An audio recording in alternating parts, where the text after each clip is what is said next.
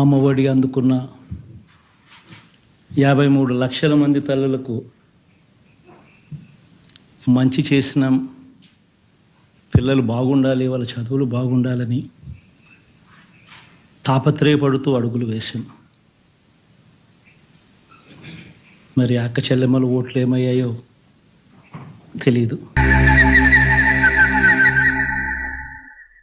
అటు చూడు బే. కంటి నిండా నిద్రపోయి కడుపు నిండా తిండి తిని 4 సంవత్సరాలు అవుతుందండి. మా బాధ మేమెవరు చెప్పుకోవాలి?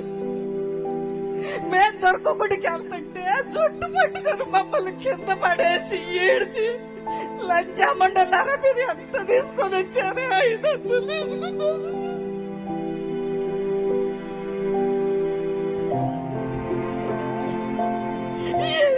తీసుకొని వచ్చారని అడిగానండి.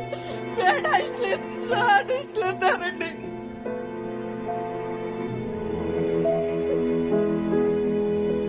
మేము పేడాడిస్టులు కాదండి, భూమి తల్లి బిడ్డలు.